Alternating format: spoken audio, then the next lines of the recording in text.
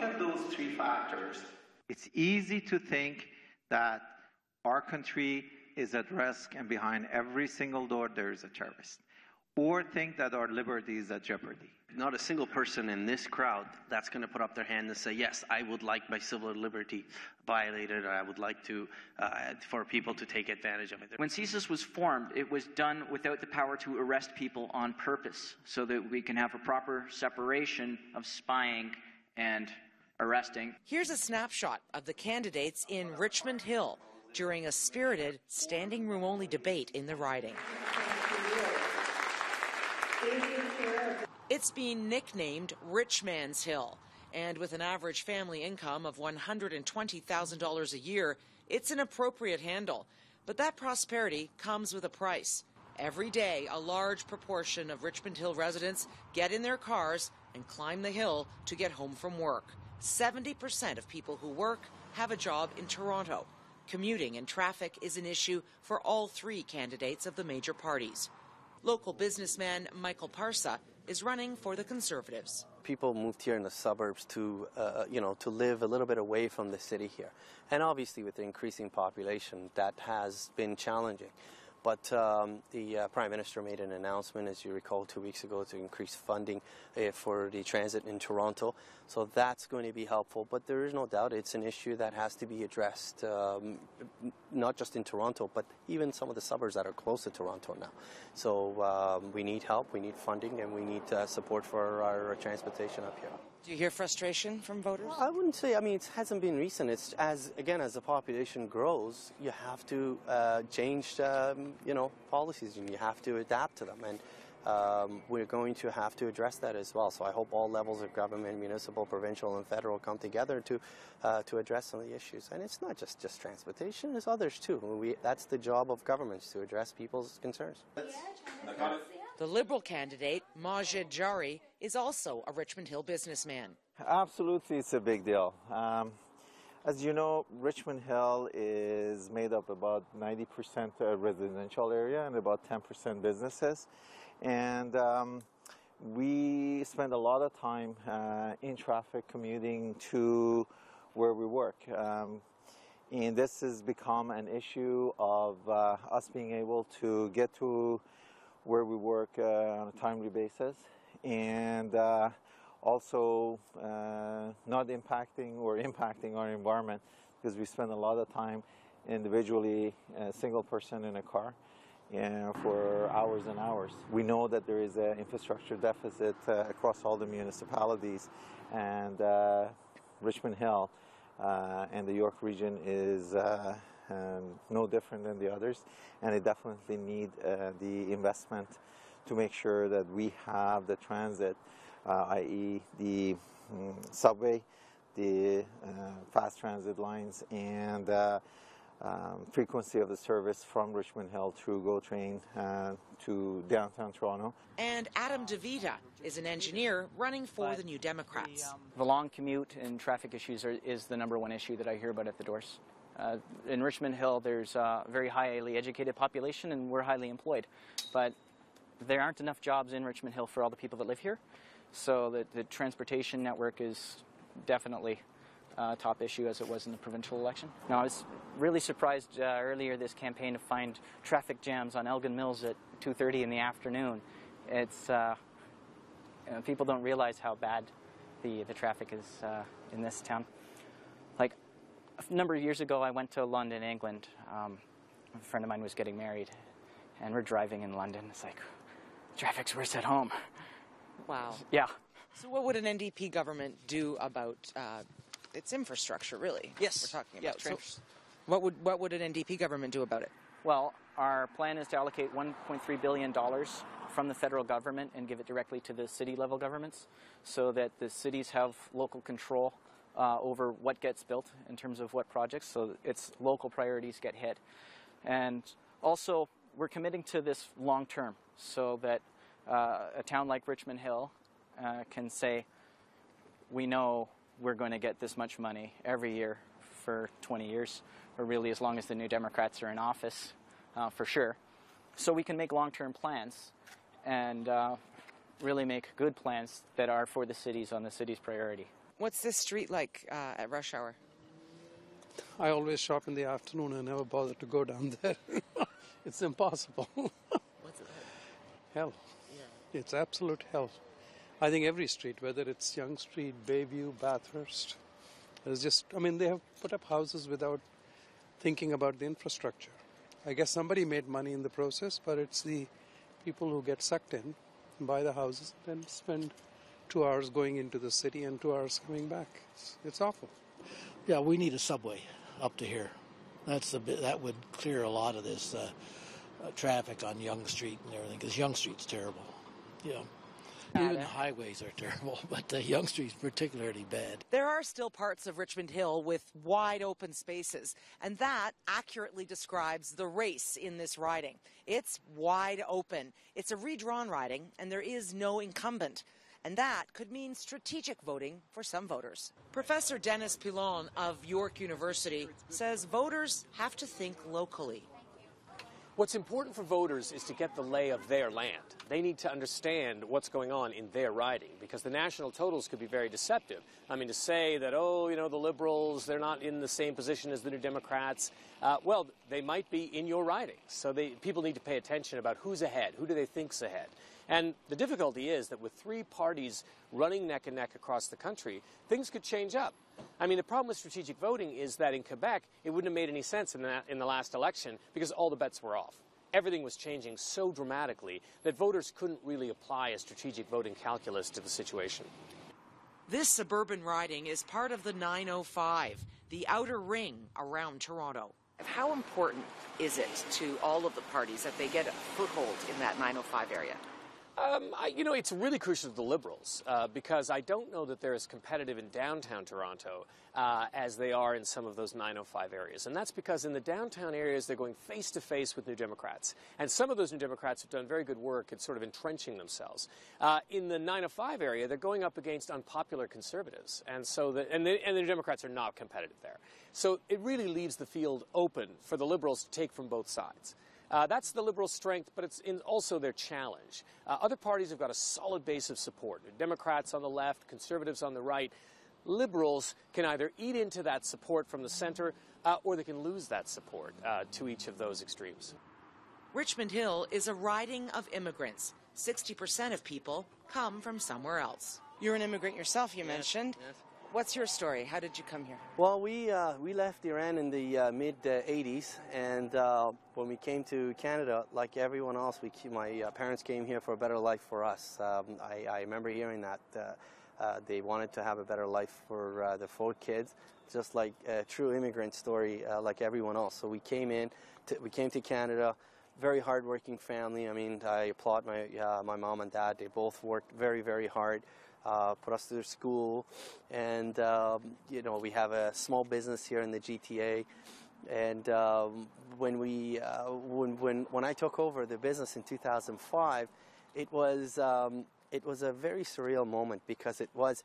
I honestly can't say that I felt Canadian at one point or another because right when we came into Canada, I remember when I was very, very young, and people were going out of their way to make sure that that we are looked after. I was in elementary school, didn't speak very much English, and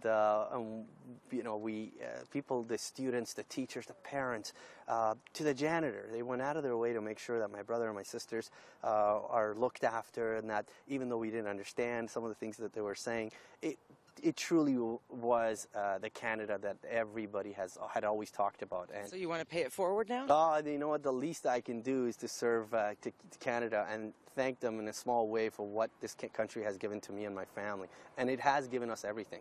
I couldn't be any prouder Canadian.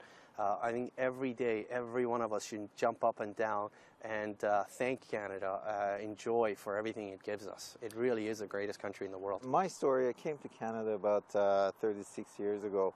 I always say I was 18, and it was 18 days after the Iranian Revolution that I left my birthplace, Iran, and I came to Canada. I came to Canada as a visa student. I was blessed, and I was fortunate, I was honored to be given the opportunity to become a permanent resident in 1985. So I always say thank you to both Trudeaus. One made me a Canadian citizen, and the other one truly made me feel like a Canadian. My leader, Mr. Justin Trudeau, gave me the opportunity to truly feel like a Canadian by participating in this open nomination. Immigration policies matter very much to the residents of Richmond Hill. What are you hearing about immigration policy? Family reunification is a big, big deal. We have a large Persian and a large Russian population here. A lot of the Persian people are here getting away from the regime, although there are other people as well, right? So family reunification is very big. Most Canadians don't realize that to get simple documents like travel papers, Persian people here often have to go to the Pakistani embassy in Washington to apply for travel papers, because there's no transit point that actually has an embassy in Canada. So it's extremely awkward for a lot of the population here, the visitor's visa or to reunite with family. We're going to prioritize the family class of immigrants. One thing that people often don't remember or expect is that if somebody comes here because they have a job, if they work hard, they're smart people, they can still have bad luck and lose the job, and then they don't have a social safety net of their own. Whereas a family immigrant has family and friends and community supports that somebody that just has a good resume, with all due respect to people with good resumes, they don't have that network, so it's harder for them to get back on their feet should misfortune happen. How is your party's immigration platform playing out at the door?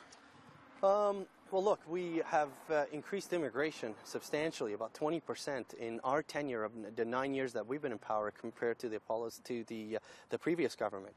So when you increase, obviously, immigration by 20%, people are happy. A lot of them have been reunited with their loved ones. One of the most popular policies that I hear at the door that people really, really like is the 10-year super visa, which is a multiple entry visa for parents and grandparents that can come in, multiple times. That's been very, very popular at the door, very, very supported by the general public. And those are good policies that we need to showcase and let people know. What are you hearing about Bill C-24? Some people say it creates two-tier citizenship. What are you hearing at the door? Well, the C-24, as you know, is more than just about citizenship. It's about elongating the wait times for people who are interested to come here. Let me draw a parallel between my story and most of the current newcomers or the ones that they're planning to come. It took me actually less than 6 months to become a permanent resident. Today, it's taking about 7 to 8 years to be able to actually start from the application and get accepted to come. On top of that, for the citizens, it's created that two-tier citizenship. After 40 years, after having spent 2/3 of my life here, I'm not sure why am I being categorized as a second-class citizen. And I just go back to what my leader, Mr. Justin Trudeau, said in his foreign debate a couple of nights ago, and a Canadian is a Canadian is a Canadian. The European refugee crisis is also on voters' minds. We should invite people to come to our country. It gives me shivers when I think about, how terrible other situations are in this world. And we're such a welcoming country, and I'm proud to be a Canadian in that regard. Would you like to see more refugees allowed? I would. I don't think I have no problem with that at all. Canada has always been a compassionate country. We all are. We've always been, and we will continue to be, I hope, under any party that's in power. Canadians care about that. Canadians want their governments to be compassionate at the time when people need help and assistance, and they're happy with our stance.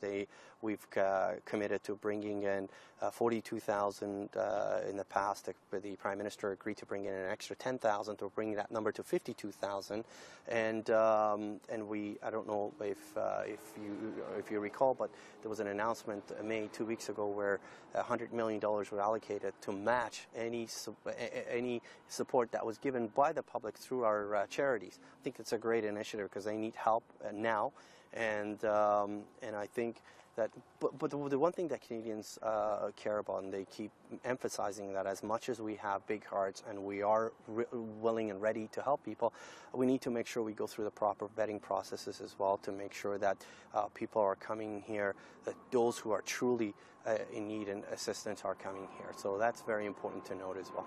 Our policy to take a bunch of refugees, 10,000 people this year, is well received. And there are some concerns that we're going to allay, that the people that are coming are people that really need our help and have been properly security screened. But people are also worried about those neighboring countries, that can they handle all those refugees, and can too many refugees in those neighboring countries around mostly the Syrian conflict handle that? And we don't want to have a domino effect of just the weight of the refugees destabilizing other countries. So as you know, there is a crisis going on in Syria with ISIS, and a lot of people are taking chance and getting out of that region because they want to have a good future. I don't think their story is much different from my story.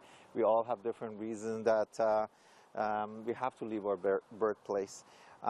What we have to do, we have to have a balanced approach. We have to make sure that when we let people in, we welcome them with a smile, and we also got to make sure that we protect our security.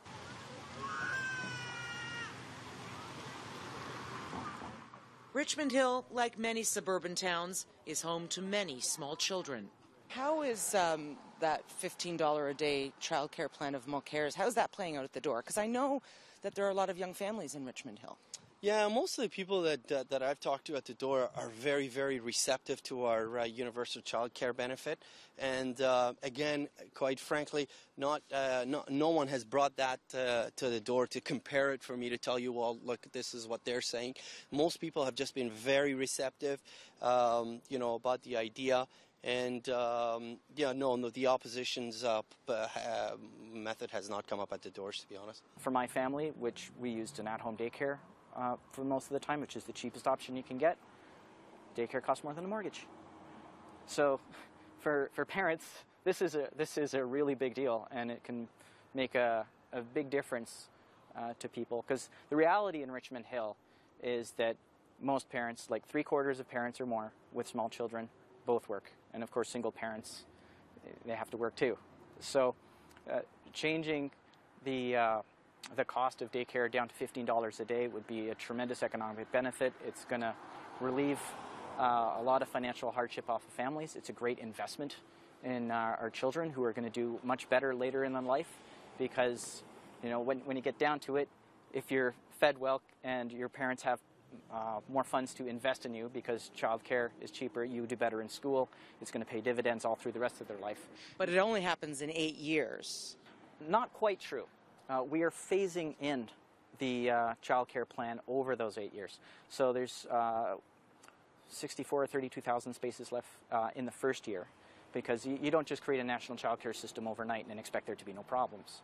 So it's easier for the country to finance this if we phase this in over time. Also, it enables us to correct any problems that they're going to have before they get big. And people are very receptive to the idea that what a national child care system looks like in Richmond Hill is not necessarily what it looks like in Moose Jaw or Moosonee. We have to work with the provinces to tailor the program to local needs. Based on the family income, each child can receive up to $533 tax-free per month, and that money could be, and it's all based on your income. So people or families with over $200,000 income would nearly receive very little, whereas families that their income is between 45 to 90 or 140, they receive substantial amount that they can focus on. So we're hoping that that would help a lot of families with young children. Seniors are also a big part of this riding. They make up 20% of the population. Not surprisingly, they have their own specific concerns. I like to see the pension going up a little bit. It's very low. It's a little bit low. It's very low, I think if Justin Trudeau gets in, I think he'll do something. Well, what we're doing is on the old age security part, we are reducing the qualification age from 67 to 65. So that will allow about $13,000 more annually to be given to the seniors, so that increases their income. We are also looking to increase the Canadian pension plan to reflect more with the cost of the living. How are you appealing to the seniors in the riding? The seniors are very supportive of our policy. Obviously, when they're one of the segment of the voters that they really care about who the candidate is. They like the party policies, especially our income splitting. They're very, very popular with seniors. Seniors are hurting here. I've knocked on a lot of doors, especially in houses, and I've encountered seniors even up to 88 years old who are still working. I was very surprised to see that. Usually the seniors that are still working are 65 to 71 that I run into. We're going to reverse the cuts to the CPP that Harper put in. We're going to improve OAS, and that'll help lift a lot of seniors out of poverty. The end of door-to-door mail delivery is a sore point for many elderly residents. Canada would be the only one of the G7 countries that wouldn't have any door-to-door delivery, and we're an aging population, and I think that is a very poor situation to do that to the seniors, especially in the winter times. It's dangerous. Well, I live in a condo, so I'm lucky. I'm very lucky that I don't. But if I wasn't, it would bug me very, very much. It really would, because there are, and again, senior, but it doesn't matter. There are people with all kinds of disabilities, and it's just an inconvenience for even able-bodied younger people to have to go, depending on how far it is, some a couple of blocks away from their home to go pick up their mail. I'm looking at the sign above your head here. How important is Saving Canada Post to seniors? Well, I think it is an important issue in terms of like rights and mobilities, and they're used to it. Now, not all of the town has door-to-door service, although this part does. And it is a big issue on some voters' minds. In the municipal elections, the Ward 2 councillor won on, I'm going to fight for door-to-door. And people know that's not a municipal issue. And yet, that's still something to send a message to the federal politicians that door-to-door postal service is important, and people want to still have it. Honestly, I have not had anybody that has brought that to me, but so I can't speak for them. But not a single person has brought that over, spoke to me at the door. Once elected, there will be an immediate halt, and then what we'll do is we do the assessment and move forward. Like everywhere else in the country, the economy is of concern in Richmond Hill. Young people today are they're never going to be able to get a house. They're not going to be able to have the kind of lives that their parents and grandparents had. And it's because of what he's done to the economy. Mr. Harper. That's right. There has to be a more equitable distribution of wealth. It's everybody's number one issue. People talk about jobs and economy at the door all the time. The three things that I hear at the doors are job, economy, and safety. Those are three things that people continue to talk about at the door. How are things in general? Well, it is bad. It's a time of the year. It is a little bit slow, but it is not bad. So we survive. We always survive. Well, look, that's the difference between small business owners, right? You work hard and you find a way to make it happen even when times are tough. I know that. Well, that's the difference. That's why we are 80% of the producers of the Canadian economy. I wanted to make sure small businesses have a voice in Ottawa. And I decided to run because I think I can be that voice. I'm still young. I have the energy to take their message to Ottawa. I very often, because us small business owners are always busy with the everyday activity, we forget to go and lobby some of the politicians to get some things for ourselves. So that's one of the reasons I'm running. Small business is a big deal for me. People are concerned about jobs. And a lot of parents are concerned about that after having invested a lot of money in their children's future. They've completed their education and they're coming home and they're living in the basements. And they got to continue supporting them until either they go to the next level of education or they find a job. So job is pretty big to us. And we need to make sure that with the infrastructure investment that's coming in, there is a portion that has to do with the economic growth, and it has to do with creating jobs. There are other things that we can do that will help people actually earn the wages that they deserve. The $15 federal minimum wage. Now, I know this applies to basically telecom, airlines, and federally regulated businesses such as the banks, but we do have a telecommunications company with jobs in Richmond Hill. So this is not all outside of Richmond Hill stuff. And what that does is helps put pressure on employers to raise wages. So part of the problem overall is, yes, the housing prices are increasing, but also wages are not keeping pace with either productivity or with inflation in some cases. And housing prices are a worry for many in this town. It's very expensive to live here. I can tell you for sure that people are worried about their kids being able to afford to buy a house. I actually ran into a 40-year-old man yesterday, and he was worried about ever being able to afford a house in Richmond Hill. And this was somebody that lives on my street. So, you know, the reality is that wages have been stagnant for a long time, and housing prices have gone up a lot. You know, even condo prices have gone up a lot too. So that difference between the affordability of the house as the prices rise faster than incomes, it's a problem, and it's creeping up the income ladder as well. And so what do you do about that? Well, there are a bunch of things that can be done about that. The investments in affordable housing will take a little bit of pressure off. If you look at Richmond Hill in particular, our rental market is considered extremely unhealthy due to its extremely low vacancy rate.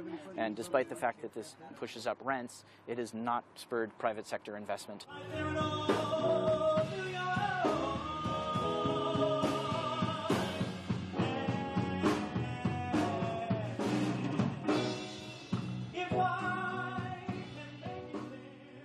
But with growth comes consequences. Urban sprawl is of real concern here, so preservation of green space and protection of the environment are important to many residents. Well, we need to do more. We're doing nothing to clear the oceans, or we're doing more and more to pollute the air, the oceans, the land. We're taking the forests, we're killing off the species, everything about the environment. This government is doing practically nothing about it. So we got to make sure that we create jobs that focuses on the clean and green energy. So it's a combination of many things to protect our environment. Speaking of the environment, there is a Green Party candidate running in this riding. She is Gwendolyn Venema. She is a student studying in Nova Scotia, though, and was not available to speak to us. I'm Laura Di Battista for CPAC.